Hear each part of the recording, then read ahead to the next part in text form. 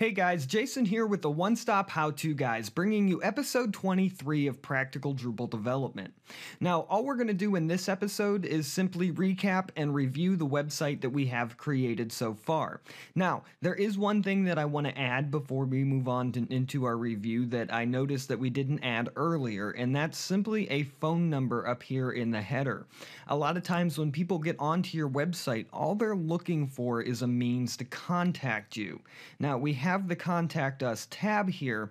However, it's nice to have a phone number that people can grab right away.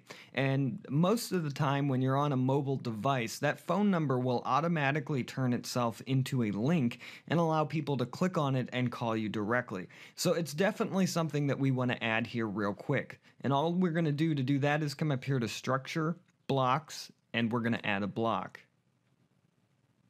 We don't want it to have a title, but we do need to have a description, and we'll just call it header phone number.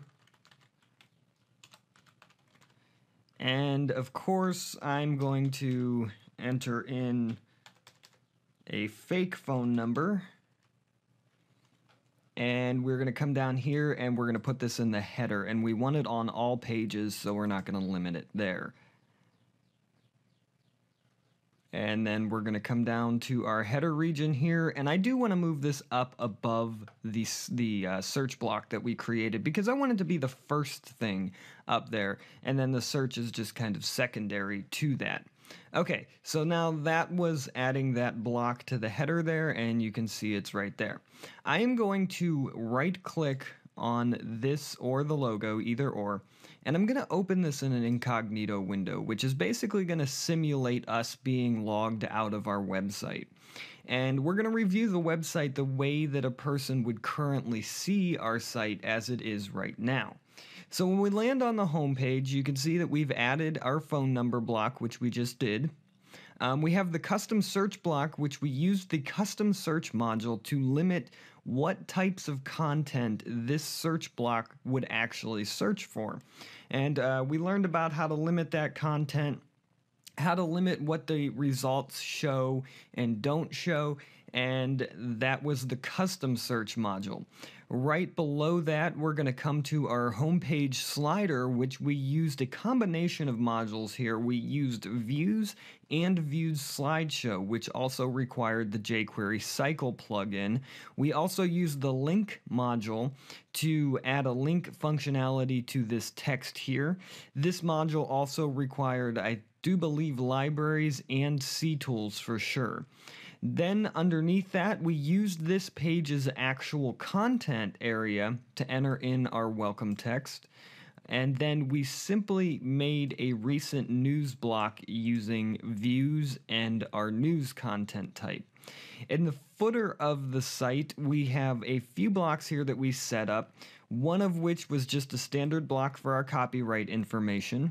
The next one was we used the web form module here to create a block that allowed people to sign up for our newsletters.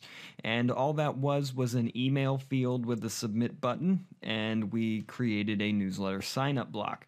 We then used views and its own content type for the social media icons and the link module, and we put together an image field and a link field, and then we used views to write the image's output to be that link so that we can link over to all of these different social media networks, and that was just the combination of views and a content type. The About section here is a content type of its own, with an image and a body field, but then we used views to create this little sidebar menu that would auto-populate itself every time that we added a new piece of content. Below that, we created a block out of our contact form, and we put that in the sidebar of the About pages. Now, we just did that so that we could see how that functionality would work, and that it is a possibility to make your web forms into blocks. That's kind of what we did here with the newsletter sign up and this sidebar block. this may not be the best place to have a contact us. While it's not a bad one to have that within the about section, this was more just to show that it could be done. News is a views overview page pulling in all of the news articles. And then at the very top, we use the exposed filter functionality to limit each of these result sets to the taxonomy term that we associated with those. This was not exactly the most complicated setup in the world, but it is a little bit more pushing the limits of what views can do by allowing us to have an exposed filter here to limit down the articles that we actually want to see. And then we also flipped on the Ajax functionality so that the site wouldn't reload, just the content area.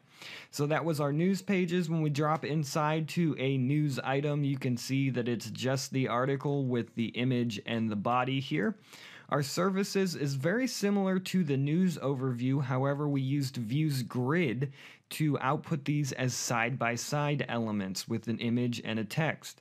We also put the title in here, but we didn't link it over because we put all of the information that you need right here.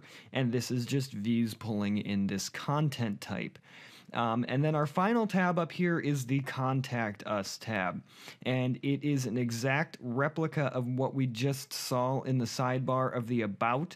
And this is the block that we turned, or this is the page that we turned into the block in order to put it there. Now, it doesn't seem like we've added a whole lot to our website, but what we have added is the core basic setup of the essential items that you would need in order to publish a website with enough content on it that people had a reason to be there.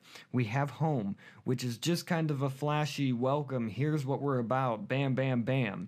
Then we have the About tab, which will take you in and actually explain to your end users what you're about, who you are, what do you do, why did you start, what kind of other things are you involved in.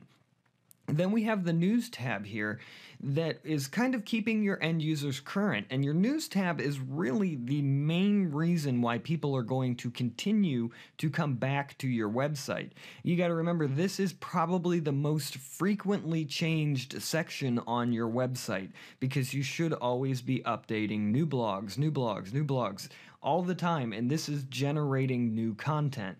Who you are, what you're about, when you started, that kind of information is probably not going to change, but your news section will. So this is kind of your reason for bringing people back. Then your Services tab that really dives into all of the different things that your organization has to offer to the end user, and it tells them a little bit about, more so than the About section, which kind of defines the overall of your company. This here is really like each individual service provided by your company and a little bit about what that service is all about so that people can be more informed about who you are.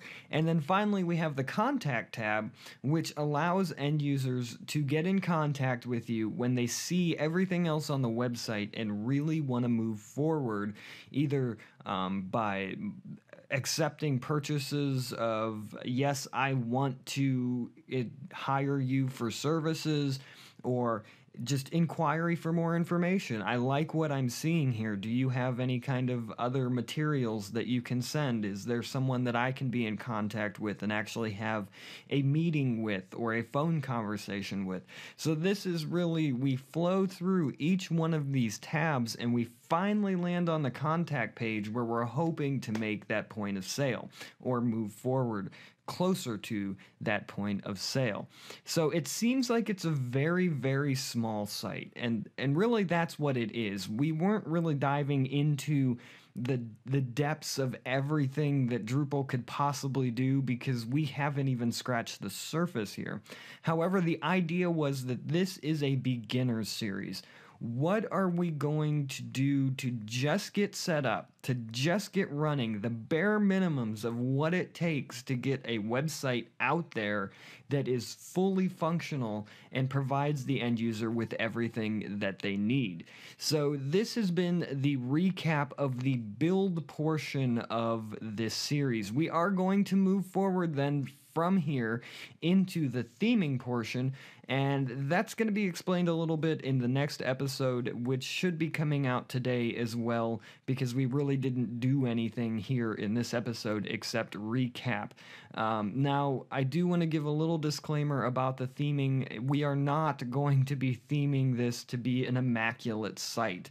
And the reason being is that I want to know that you have all of the materials that I have.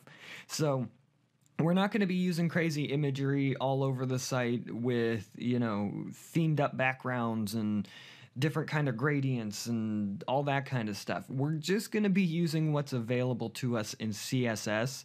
That way I know that everything that I'm doing, you can do on your end as well. Now you can take it wherever you want. You can, wherever I throw in a background color, if you want to use an image, by all means, use your image. But it's more of just a way of getting this site set up and having me know that you have all of the materials that I have. So don't be expecting anything elaborate and crazy. We will do that in the future. However, this is just to kind of get us to the next point. So this should end the build process of our website. So between now and when we start theming, actually theming, because in the next episode we're just going to be installing a new theme. But when we start actually theming this website, if you have anything else at all that you want to see added to this website, please let me know, because once we start theming, we're going to end the build portion of this particular series. All right, guys, so if you like this episode, make sure you click that little like button, subscribe to this channel, follow me on Twitter, and I will see you in the next episode of One Stop How To Guys Practical Drupal Development.